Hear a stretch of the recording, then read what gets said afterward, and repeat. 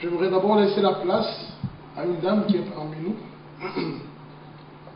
Je pense que l'appel des femmes a une importance interpellante. Je voudrais dire ceci. Le combat auquel nous livrons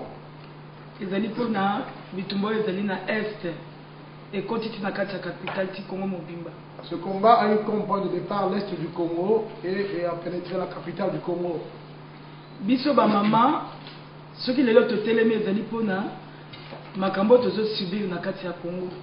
Si aujourd'hui nous les femmes nous levons, c'est à cause de ce que nous subissons au Congo.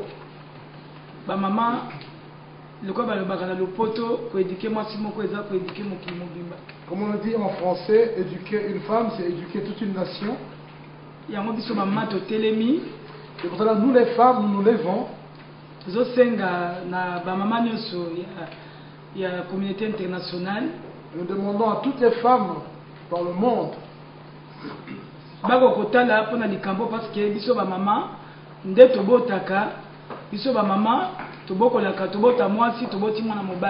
qu'elles puissent aussi avoir une pensée pour les femmes du Congo, parce que c'est par nous les mamans que les enfants viennent au monde. Ce qui se passe au Congo et particulièrement à l'est du pays. Les femmes sont victimes de viol. Et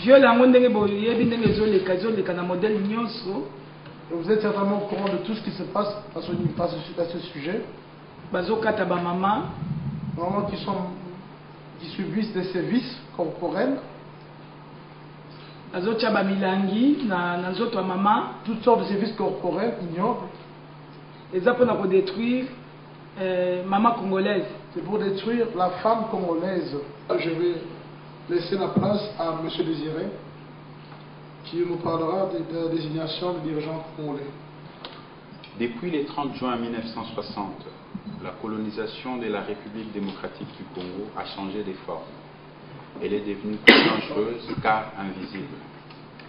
Le Congo, comme tant d'autres pays du tiers-monde, est dirigé de l'extérieur par un réseau mafieux constitué des gouvernements voyous, des hommes politiques peu scrupuleux et de multinationales exploitant les richesses naturelles du Congo.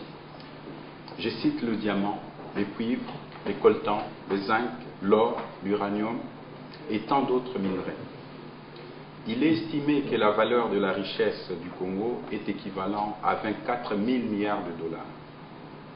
Les membres de cette mafia, ce sont eux qui orchestrent des mascarades électorales, les cas des élections de 2006 et les élections actuelles. Ils désignent en coulisses des dictateurs qui vont servir leurs intérêts obscurs et inavoués au détriment du peuple congolais. Ils se donnent le luxe de manipuler les principaux médias pour flouer l'opinion de leurs concitoyens.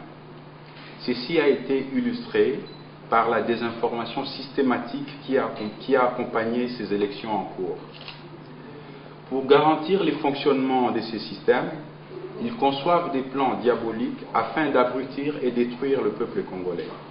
La dictature, l'insécurité, génocide, viol, assassinat, enlèvement et terreur. La famine, la sape, la religion, la musique, le non-accès à la santé, à l'éducation, bref, le non-respect du peuple congolais et des droits ainsi notés dans la Déclaration universelle des droits de l'homme. Ce système a provoqué un conflit armé le plus meurtrier depuis la fin de la Deuxième Guerre mondiale. Plus de 8 millions de morts ces 10 dernières années, ce qui est pire que la Shoah, et des milliers de femmes ont été violées. J'en passe. Ceci explique le paradoxe comme quoi les pays scandaleusement riches sur le plan géologique est classé dernier sur le classement de l'indice de développement humain du PNUD. Ces conseils d'administration sanguinaires ne reculent devant rien. Il est capable de mettre en scène des guerres ou organiser un coup d'État pour donner un C4 ou licencier un dirigeant qui devient moins rentable ou gênant. Comme parachute doré, il y a soit la CPI ou l'élimination physique pure et simple. tous les principaux candidats à cette élection présidentielle ont été passés des entretiens dans les capitales occidentales qui ont une influence sur notre pays. À l'issue de ces castings, les vainqueurs de ces élections ont été désignés dans des salons avant même l'organisation de ces scrutins. Les candidats avec les profils le plus dociles ont donc été retenus. Pour revenir à ces réseaux, il existe quelques rapports sur le Congo, ici des institutions internationales, qui nomment certains membres de ces réseaux. Les 6 rapports des Nations Unies sur l'exploitation illégale des matières premières au Congo, le rapport Une corruption profonde de Global Witness, le rapport 2007 Consolider la paix de l'International Crisis Group, les rapports Project Mapping concernant les violations des droits de l'homme entre 1993 et 2003 du Haut Commissariat aux droits de l'homme aux Nations Unies, sans oublier le rapport de novembre 2011 du parlementaire britannique Eric Joyce sur la fraude dans la vente des concessions minières congolaises à Dan Gertler, partenaire du Belge George Forest. Vos épargnes, donc je m'adresse aux citoyens du monde, à la communauté internationale, vos épargnes via vos banques financent ces systèmes et ils vous récompensent avec des intérêts. Quant au gouvernement voyou, il suffit d'observer avec objectivité leurs positions et comportements durant ces processus électoraux pour les reconnaître. De quel droit ces réseaux de la honte et ces gouvernements des pays dits démocratiques se donnent-ils le luxe de choisir un président à la place du peuple congolais? De quel droit se permettent-ils d'humilier tout un peuple? De quel droit se permettent-ils de mentir à vous et à moi? De quel droit se permettent-ils de commettre des atrocités au Congo en toute impunité? Donc nous avons suivi avec une particulière attention le déroulement du processus électoral ainsi que les scrutins tels qu'ils ont été organisés, exprimés le 28 novembre dernier. S'agissant des fraudes et toutes sortes d'irrégularités, je pense que nous avons suffisamment été nourris par différents éléments, différentes informations véhiculées par multiples canaux de presse. En ce qui me concerne, je vais juste dire quelques mots sur le processus de désignation de nos dirigeants, de manière à faire apparaître le rôle que jouent les multinationales et les puissances étrangères ou occidentales dans ce mécanisme de décision du choix des décideurs nationaux. Comme on l'a vu précédemment dans le documentaire qui est passé, le Congo est un pays hautement géostratégique. Et ce caractère géostratégique du Congo fait que le Congo n'appartient plus aux Congolais. Ces ressources intéressent en premier lieu les superpuissances, les multinationales. Ces ressources sont d'une importance particulière pour les nouvelles technologies. Et de ce fait, la volonté du peuple congolais ne prime plus du tout, ne pèse d'aucun poids sur la balance.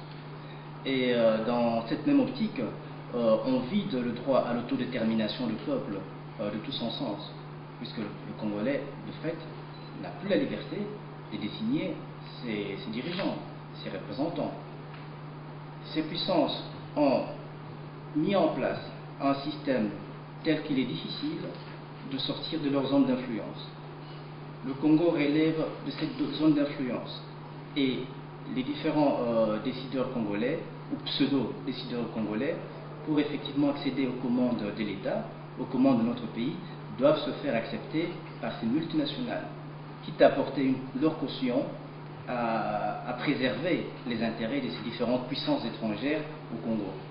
Tant que les différentes personnalités que nous avons au Congo, les politiciens congolais ou nos pseudo-décideurs ne sont pas en mesure d'apporter la caution morale et matérielle aux intérêts de ces multinationales ou de ces puissances étrangères au Congo, il leur est difficile, si pas impossible, dans les faits, d'accéder au pouvoir, aux commandes de l'État, et surtout pas par la voie des urnes, parce que les intérêts en présence sont tellement importants que la volonté des Congolais, comme je l'ai dit précédemment, ne pèse donc d'aucun poids sur la balance.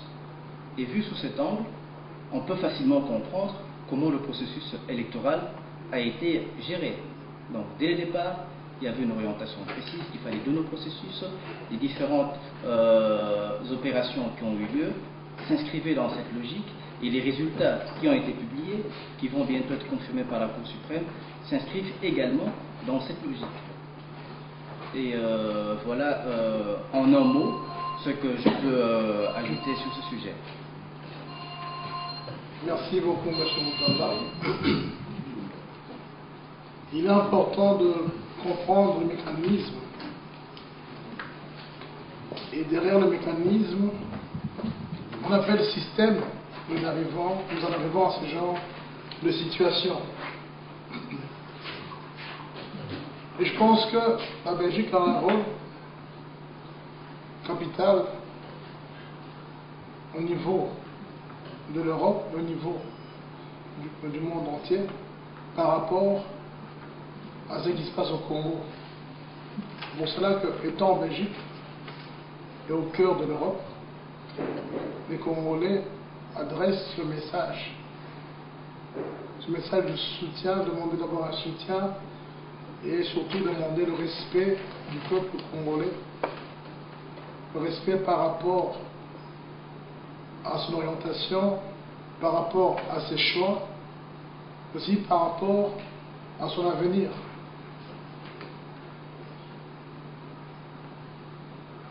Beaucoup d'entre nous ont été informés de tous les incidents qui ont eu lieu en Belgique ces derniers jours, notamment incidents liés à ce processus.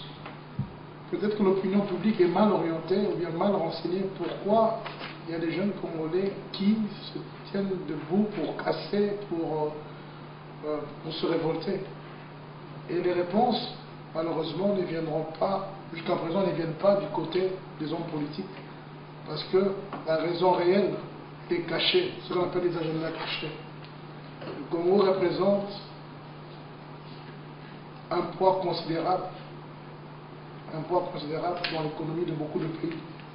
C'est pour cela que beaucoup se taisent et sont prêts à accepter l'inacceptable. La diaspora congolaise de Belgique invite les autorités belges et tous ceux qui se disent amis du Congo à pouvoir l'accompagner afin que le Congolais puisse prendre son destin en main. Ça, c'est un message que chaque Belge devrait comprendre. Sinon, malheureusement, on risque d'arriver aux conséquences désastreuses, des casses, violences, telles que subies les derniers jours. Pourquoi? Parce que les Congolais, certains Congolais de la Belgique pensent que c'est par cette voie-là qu'on peut se faire entendre. Bien évidemment, nous ne sommes pas pour la violence, mais nous interpellons, on dit vaut mieux prévenir que guérir. Si on en arrive là, c'est parce qu'il y a telle chose. Ne dit-on pas tel que les mêmes causes produisent les mêmes effets?